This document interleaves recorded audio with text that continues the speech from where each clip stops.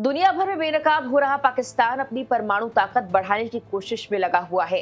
वो चीन की मदद से अपने परमाणु हथियारों को मजबूत कर रहा है और यही पाकिस्तान भारत को अभी भी अपने लिए सबसे बड़ा खतरा मान रहा है। मानना भी चाहिए। दूसरी ओर भारत भी आतंक का पर्याय बने पाकिस्तान की अलग अलग देशों में पोल खोल रहा है। इसी कड़ी में अमेरिका के दौरे पर गए कांग्रेस नेता शशि थरूर ने कहा कि पाकिस्तान को आतंकवादी हमलों का समर्थन करने के लिए कीमत चुकानी पड़ेगी। परमाणु हथियार और पाक चीन दोस्ती पर क्या कुछ जानकारी सामने आई है। इसके अलावा अमेरिका के दौरे पर गए सर्वदलीय प्रतिनिधिमंडल ने कैसे पाकिस्तान का पूरा चिट्ठा खोला है। करेंगे बात इन सभी पर इस वीडियो में। अमेरिकी खुफिया रिपोर्ट में पाकिस्तान की चीन पर लगातार बढ़ती निर्भरता को लेकर चिंता जाहिर करते हुए एक चेतावनी जारी की गई है। इसमें कहा गया कि पाकिस्तान लगातार चीन की मदद से अपने परमाणु हथियारों का आधुनिकीकरण कर रहा है, क्योंकि वो भारत को अपने अस्तित्व के लिए खतरा मानता है और उसका ये मानना है कि भारत के पारंपरिक हथियारों से वो मुकाबला नहीं कर सकता है। खुफिया रिपोर्ट में चेतावनी दी गई कि पाकिस्तान लड़ाई के मैदान में इस्तेमाल किए जाने लायक परमाणु हथियारों का निर्माण तेजी के साथ कर रहा है। अमेरिका की खुफिया एजेंसियों ने यह भी कहा है कि पाकिस्तानी सेना की स्ट्रैटेजी के केंद्र में भारत है और वो भारत को एक दीर्घकालिक खतरा मानती है।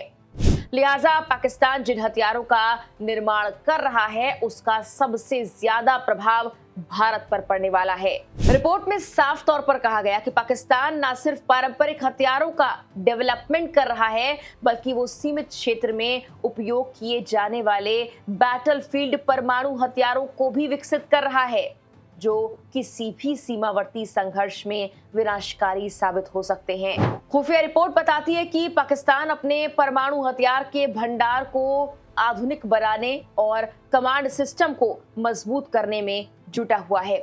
इसके लिए वो चीन, तुर्की, हांगकांग, सिंगापुर, यूएई जैसे देशों के जरिए अप्रत्यक्ष रूप से WMD यानी वेपन्स ऑफ मास डिस्ट्रक्शन से संबंधित टेक्नोलॉजी और सामग्रियां हासिल कर रहा है। ये नेटवर्क बेहद गुप्त और अंतर्राष्ट्रीय नियमों को धता बताकर चलाया जा रहा है, जिससे क्षेत्रीय सुरक्षा पर गंभीर सवाल खड़े होते हैं। इसके अलावा भी अमेरिका की खुफिया रिपोर्ट में चेतावनी देते हुए ये कहा गया है कि पाकिस्तान की सैन्य शक्ति और पाकिस्तान की अर्थव्यवस्था की रीढ़ की हड्डी पर पूरी तरह से चीन बन चुका है। पाकिस्तान और चीन की सेनाएं हर साल संयुक्त युद्ध अभ्यास करती हैं और अमेरिकी खुफिया विभाग की रिपोर्ट में नवंबर 2024 में हुए एक प्रमुख हवाई अभ्यास का जिक्र है, जिसका उदाहरण देते हुए उन्होंने ये कहा है कि चीन की PLA और पाकिस्तानी वायुसेना ने मिलकर ऑपरेशनल तैयारी की समीक्षा की।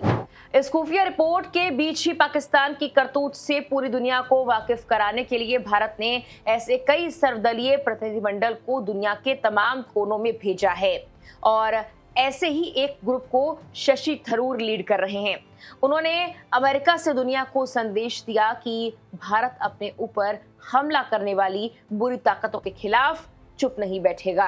कांग्रेस सांसद थरूर ने कहा कि पहलगाम हमलों के बाद अब एक नया नियम बनने जा रहा है कि पाकिस्तान में बैठे किसी भी व्यक्ति को ये मानने की अनुमति नहीं दी जाएगी कि वो सीमा पार कर जा सकते हैं और बिना किसी सजा के भारतीय नागरिकों की हत्या कर सकते हैं। उन्होंने जोर देकर कहा कि इसके लिए उन्हें भारी कीमत चुकानी होगी। थरूर ने 22 अप्रैल को जम्मू और कश्मीर के पहलगाम में हुए भयावह आतंकी हमले के बारे में विस्तार से बात भी की। हमले में एक नेपाली नागरिक सहित 26 नागरिक मारे गए थे। इसकी जिम्मेदारी द रेजिस्टेंट फ्रंट ने ली और फिर वापस ले ली। उन्होंने उस बारे में भी बात की जिसमें पर्यटकों को उनके धर्म के आधार पर निशाना बनाया गया। इसके बाद भारत ने ऑपरेशन सिंदूर के जरिए बदला लिया। उन्होंने कई आतंकी हमलों का जिक्र किया, जिसमें 26/11 मुंबई आतंकी हमलों का जिक्र था। इसके अलावा उरी और पुलवामा में हुए हमलों का जिक्र भी किया गया था। इन्हें पाकिस्तानी आतंकी संगठनों ने भारत में अंजाम दिया था। थरूर ने कहा, पिछले कुछ सालों भारत ने अंतर्राष्ट्रीय डोजियर देने, प्रतिबंध समिति को शिकायत करने, कूटनीति से लेकर हर तरह की कोशिश की। उन्होंने कहा कि हर तरह की कोशिश के बाद पाकिस्तान इनकार करता रहा। आतंकवादियों को बिल्कुल भी दोषी नहीं ठहराया गया, उन पर कोई एक्शन नहीं लिया गया, कोई मुकदमा नहीं चलाया गया। उस देश में आतंकवादी ढांचे को खत्म करने का कोई प्रयास नहीं किया गया और सुरक्षित ठिकानों की मौजूदगी जारी रही। तो हमारे दृष्टिकोण से यही है, आप जैसा करते हैं वैसा आपको वापस मिलेगा। Tharoor Guyana, Panama, Colombia, Brazil और अमेरिका में भारतीय सांसदों के एक प्रतिनिधिमंडल का नेतृत्व कर रहे हैं। प्रतिनिधिमंडल आतंकवाद के खिलाफ भारत के संकल्प को दुनिया के सामने ला रहा है और पाकिस्तान के आतंकवाद से संबंधों की पोल खोल रहा है। फिलहाल के लिए इस वीडियो में इतना ही।